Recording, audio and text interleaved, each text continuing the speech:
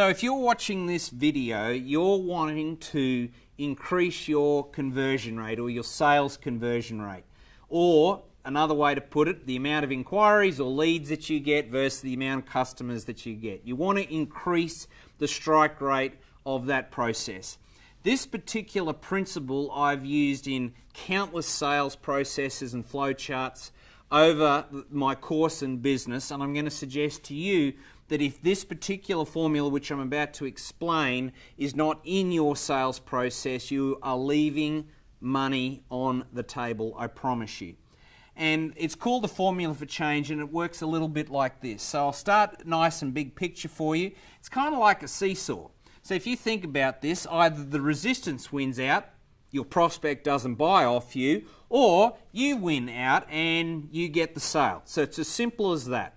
So there's 4 parts to the formula for change that relates to sales. So firstly, you've got resistance. So if you think about this, in any sale, there's very, very few sales where it's just an automated thing that just happens, etc. Normally, even in a retail environment, that you're going to have some level of resistance, whereby your prospect is going to be questioning you. Have you got the right product or service for me? Do I really want to deal with you, etc., etc. So let me just give you a really blunt example of this done badly. Imagine if you walked up to your next prospect right now and you went up to them on this side on resistance and said, "Hello, dickhead." What would they do? All right, they're going to just walk straight out of your shop. They're going to tell you to get out of their office or whatever that is. Okay, so if you think about this, people, write this down, people lose sales by spiking your prospect's resistance. Now, what could that also look like? I've just said a really blunt one. It could be the time that it takes for you to get back to them. I coach and have coached heaps of people in trades. Some of the best conversion rates I've ever seen is whereby they got back to them quickly, right?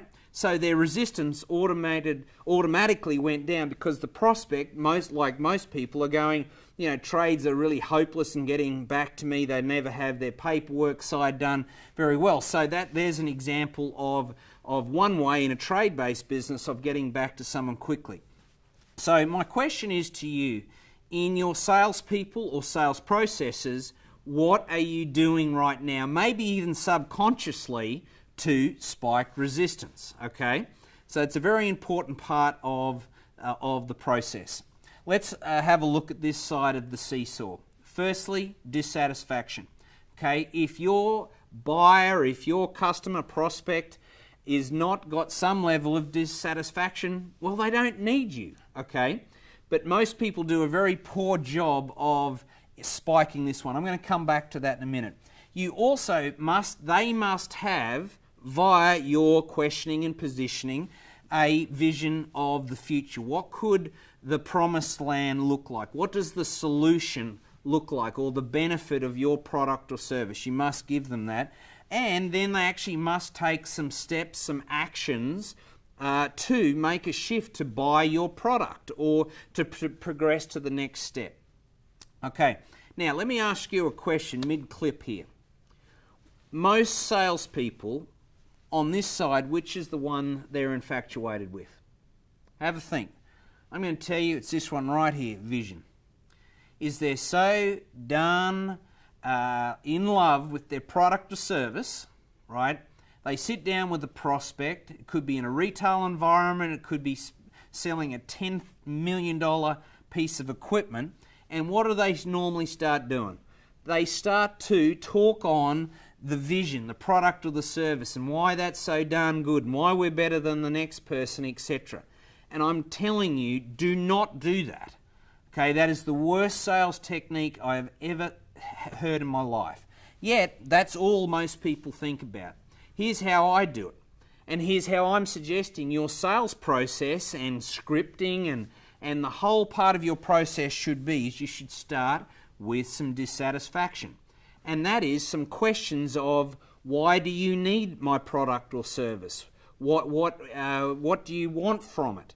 What aren't you getting right now? And why would you want this? What can you do to turn up the dissatisfaction gently? Okay, you don't want to come in and say, well, you're an idiot for not, having this or that, because that'll just spike resistance. Okay, so we want to make sure that you've got some questioning on dissatisfaction. Most salespeople don't do that, they jump to that. So because you're a smart salesperson, you're going to spend some time there. Okay, I always love, there's another clip that I've got, which is the cup of coffee clip.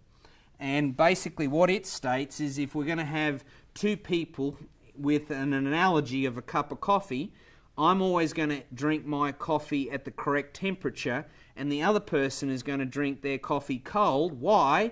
Because I'm going to be asking heaps of questions to you. That's why you can't drink your cup of coffee. And most of those are going to be dissatisfaction-based questions.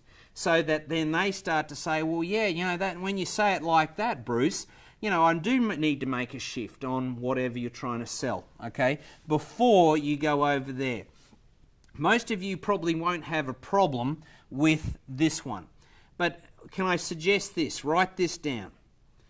Please talk, when you talk about the vision, not about the product or the service, but about the benefit. That's why they're buying it from you, okay? Not because of your widget being better or worse. So they're buying the benefit. So when you get to vision, sell the benefit, not the product or the service. And they then need to take some steps, some first steps. In a retail environment, that could be one simple script, which is, great, would you like me to check out now? Would you like me to put that into the shopping basket, etc.? That's an example of a first step. Now, for the people that are watching this where there's a longer sales cycle, I've worked in companies where our sales cycle have been upwards of 2 years, right? From lead to sending them an invoice. It still is relevant for you guys and gals as well. I always say this, write this one down, every meeting you need to book a further meeting. Is that an example of first steps? Yes, it is. Okay, so you never leave it wide open. What's the next step? What's the next action that needs to happen? Either way, when you focus on decreasing resistance in your sales process and have a dedicated tactic or a strategy on all of these three, this side will win and you'll always get over resistance. So go and plug that into your sales process today. Talk about it with your team. It makes a massive difference. Thanks very much for watching. And go kick your conversion rate.